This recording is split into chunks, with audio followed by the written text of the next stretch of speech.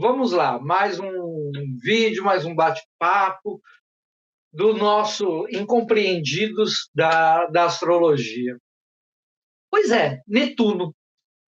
Por que Netuno? Por que Netuno é incompreendido? Por que eu escolhi Netuno para colocar nesse balaio que a gente já viu Plutão, já viu Saturno? Porque em Netuno acontece um caso diferente de todos os outros.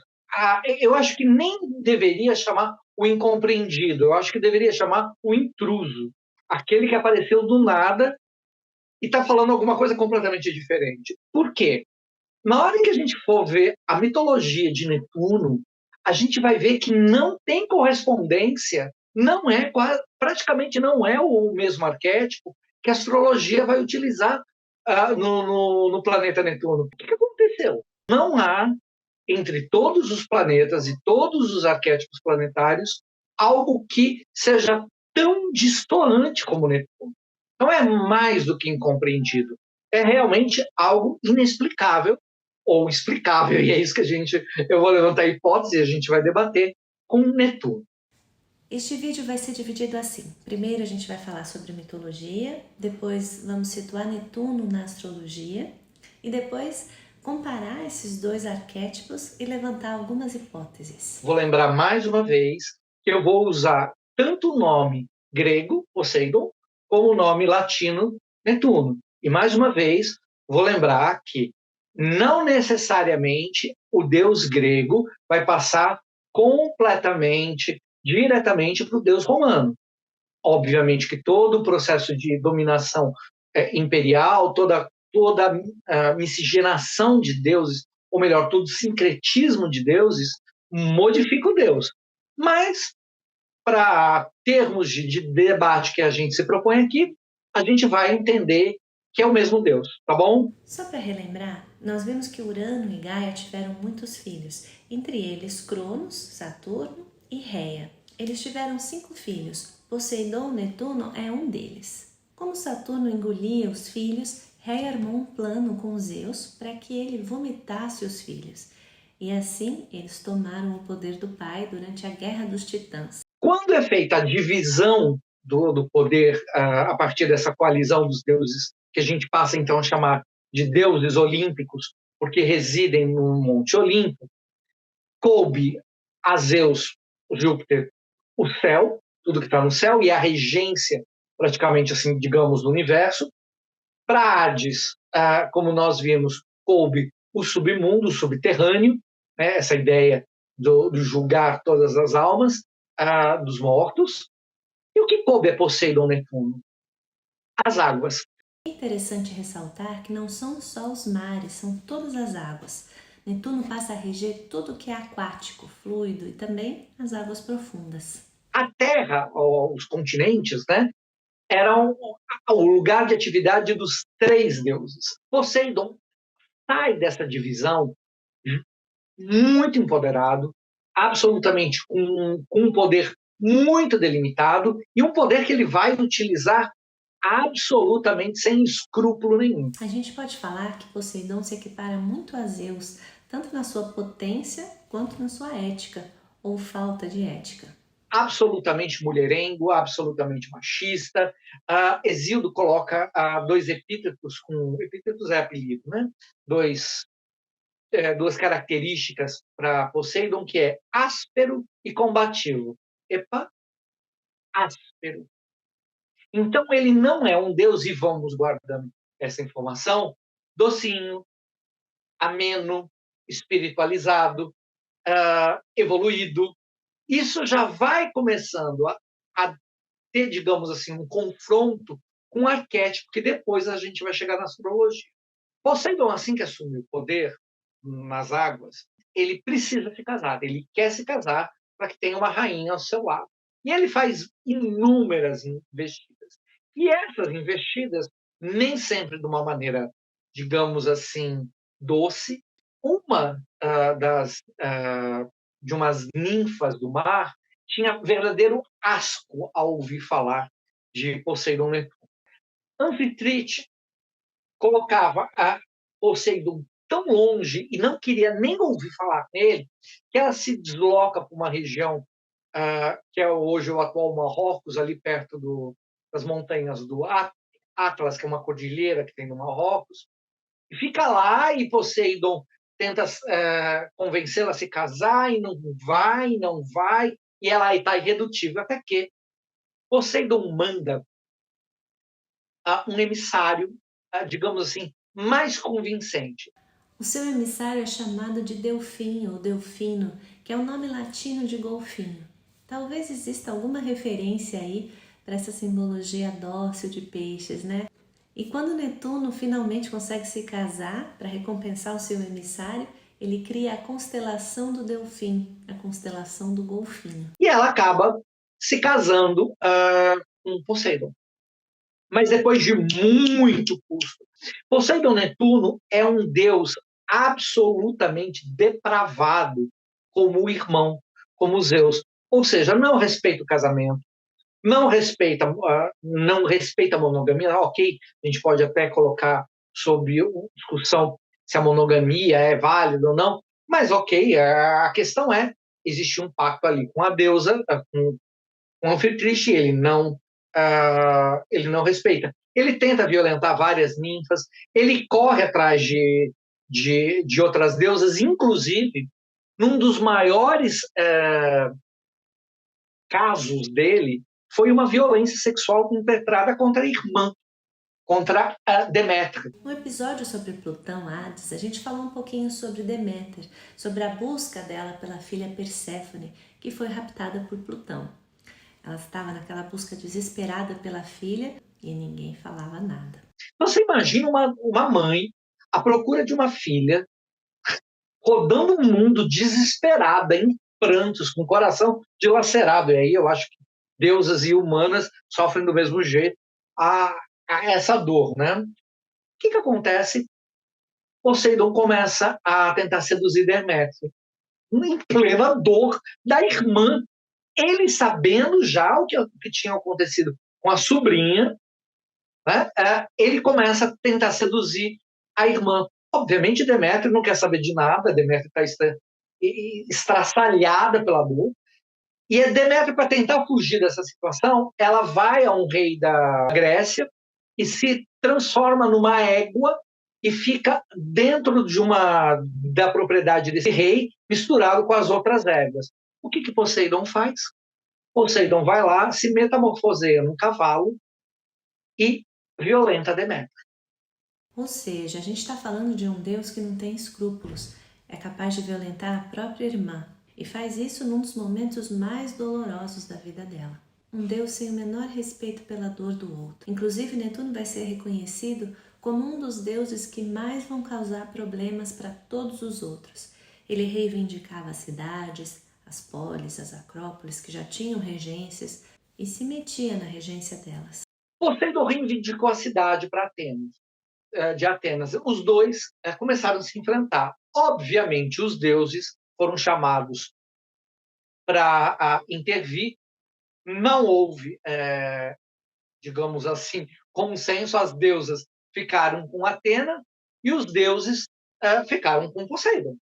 Até porque sabiam exatamente o que Poseidon podia fazer. Ele era um deus vingativo. Se ele perdesse alguma coisa, ele não se conformava. Ele ia lá e se vingava. Para tentar diminuir a disputa entre esses dois deuses, Poseidon e Atenas, foi criado um tribunal, um rei com os homens mais importantes de Atenas, e ficou estabelecido o seguinte: venceria a batalha quem desse para Atenas, a cidade de Atenas, a polis de Atenas, o presente mais útil. Poseidon vai no topo da Acrópole de Atenas, vai lá e crava o tridente dele, nasce uma fonte de água. Só para lembrar que após a Batalha de Titãs, os Cíclopes entregaram 3 presentes poderosíssimos. Hades ganhou o capacete da invisibilidade, Zeus ganhou o raio e Poseidon ganhou o tridente. Atenas vai lá e cria a oliveira e dá para Atenas a oliveira. Na hora do veredito, os notáveis de Atenas escolhem a deusa. ou seja, a oliveira foi considerado mais útil, foi o presente mais útil para a cidade. Então, em nome disso, a cidade de Atenas coloca Palas Athena como a deusa protetora. O que faz o senhor Poseidon? Vai lá e começa a mandar ondas para destruir a cidade. A cidade tem que ser transferida de lugar porque o senhor ficou inconformado e não aceitava a derrota.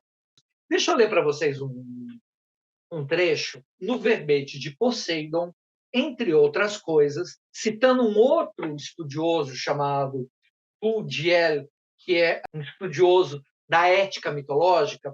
Ele fala o seguinte: do seu ponto de vista ético, Bourdieu julgará severamente o tipo de comportamento simbolizado por Poseidon. O deus trairia qualquer esforço de espiritualização.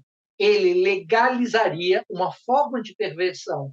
Ele sanciona a satisfação perversa do desejo, a banalização, a perversão.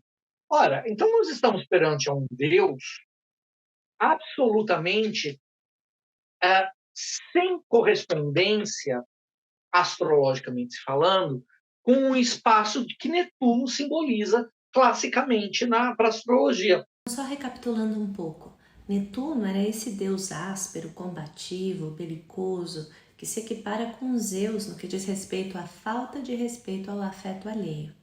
Rapidamente, o que a gente pode atribuir a característica do Netuno astrológico como planeta, como um drive netuniano? Bom, a grosso modo é muito mais amplo que isso, mas se a gente fosse atribuir algumas características a Netuno astrológico, nós teremos a busca do subjetivo, a expansão do subjetivo, a ideia de contato transpessoal, a passagem de Netuno para uma esfera de não persuasão pela força, mas sim pelo afeto, a ideia da subjetividade, a ideia da arte, a ideia do belo, a ideia do sensível, a ideia do humanitário.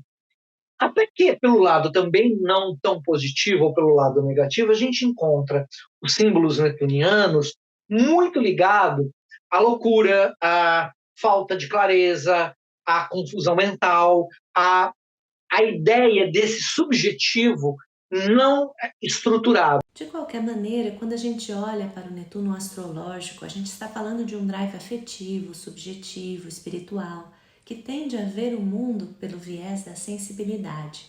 Até o lado sombra é sensível, é a sensibilidade funcional ou não funcional de peixes. Ora, absolutamente nada de correspondência com a mitologia.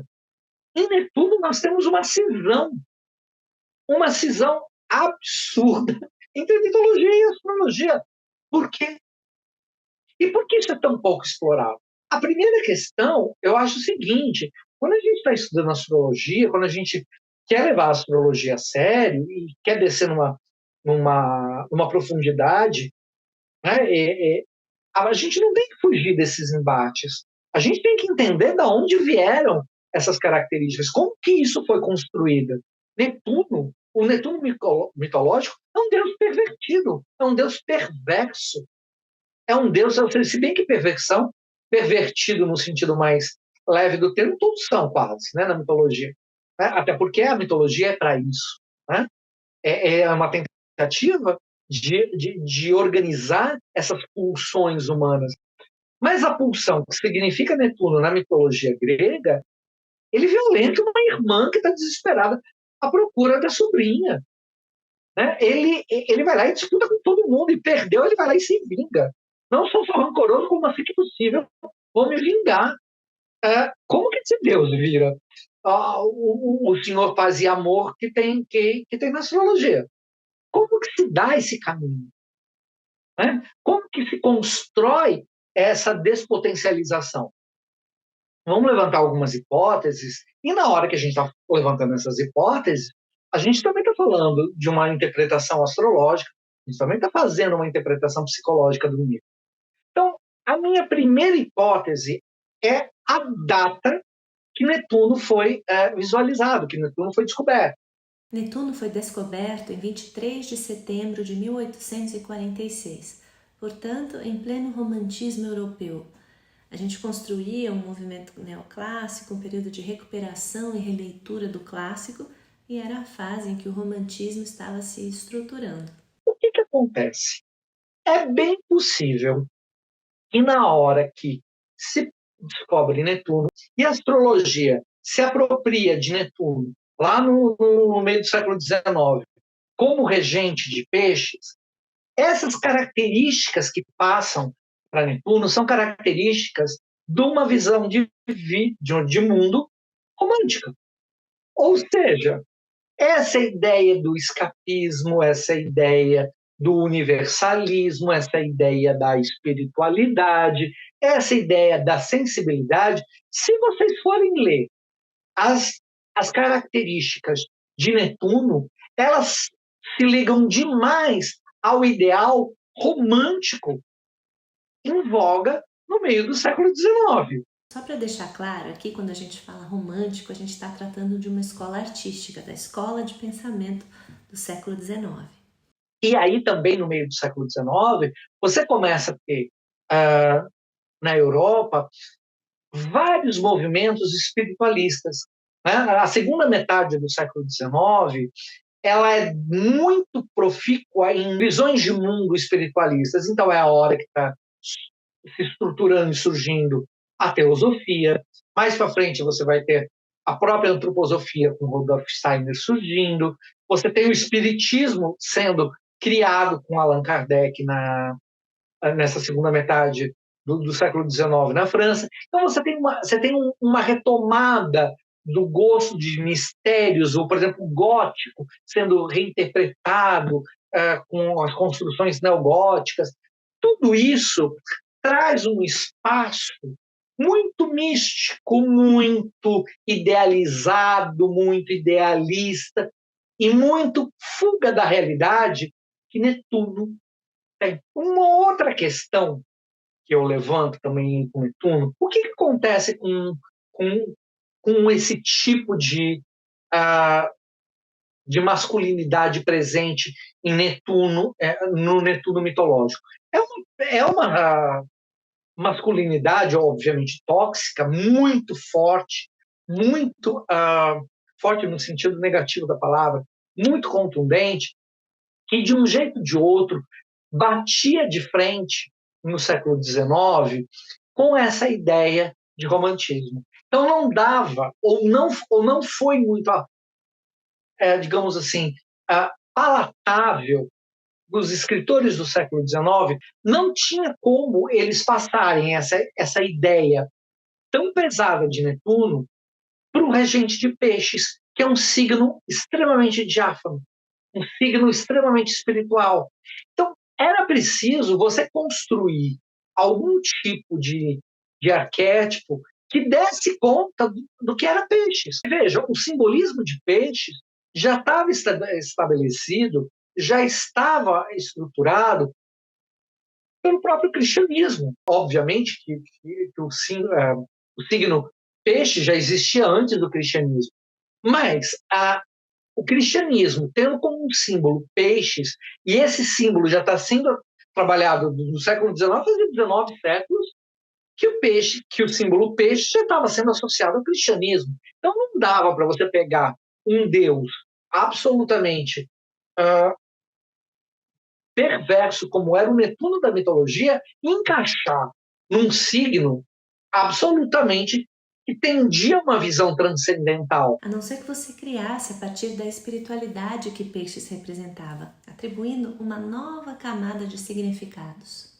E aí, a minha hipótese é o seguinte, que dentro da mitologia foi se seguindo um caminho paralelo, foi o único, para mim, o único planeta que a simbologia fundamental não foi a mitológica, foi a dos elementos. Eu acho que entrou o elemento aquático, foi a partir da ideia do símbolo das águas que entrou a uma construção de Netuno. Não foi a mitologia.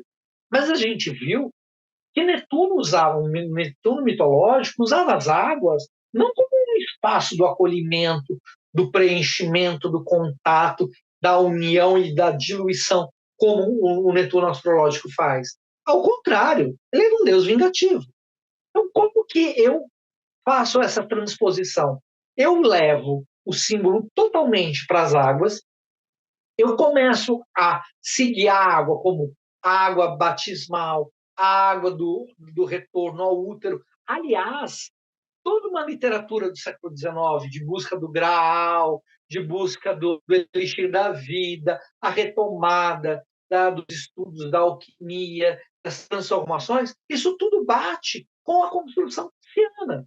Mas fazer o caminho contrário trazia implicações. Por exemplo, a relação entre espiritualidade e astrologia. Aí a gente entra num grande debate, que essa ideia de buscar a espiritualidade é uma ideia que não era astrológica. A astrologia clássica, seja quando ela está lá na antiguidade, quando ela passa pela Idade Média, e quando ela até chegar ao século XIX, você não tem rastreabilidade de uma preocupação espiritual da astrologia. Então, essa função espiritual de Netuno é uma função do século XIX, não é uma função natural da astrologia. Até porque a astrologia na antiguidade servia ao poder, servia às classes dominantes. E quem exercia o poder da classe dominante era o sacerdote, ou o sacerdote queria que todo mundo se espiritualizasse para tirar dele o monopólio de ser o intérprete de Deus. Óbvio que não. E depois, a astrologia, ela vai estar, apesar de não ser tão claro, mas a astrologia vai estar na mão da igreja. É só olhar as catedrais românicas e góticas, a quantidade de simbolismo astrológico que você tem. É óbvio que quando na minha prática astrológica, eu chamo de Netuno, eu entendo Netuno, dentro desse arquétipo que se estruturou, mas isso cria um problema para a mitologia, porque não está no berço mitológico que a gente vem estudando. Então, é importante a gente ter esse debate. Da onde vieram as coisas? E isso diz muito sobre qual é o papel que a gente busca com a astrologia. Não é só olhar a astrologia como algo alegórico. É olhar a astrologia como um conhecimento humano. E se é um conhecimento humano, ele é passível de ser deturpado, ele é passível de ser reinterpretado, ele é filho do momento histórico, ele tem pulsões inconscientes das civilizações da onde ele foi criado. Isso tudo tem que ser pensado. Então, foi isso. Era isso que eu gostaria de trazer sobre Netuno, o incompreendido, aí talvez seja mais para nós. Né? Vamos olhar Netuno e falar assim, mas para lá, não estou entendendo o que aconteceu. Nem eu direito. Então, a gente levanta tema, a gente estuda e a gente vai conversando sobre isso.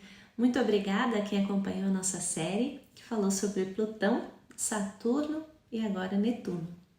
Nós vamos ter uma live sobre os 3 planetas no Instagram para trocar e tirar dúvidas, e vamos publicar um vídeo extra aqui no canal sobre o Netuno astrológico. Quem seria um regente mais condizente com peixes de acordo com a mitologia? Um deus? Uma deusa? Se tiver um palpite, manda pra gente. Um abraço e até a próxima!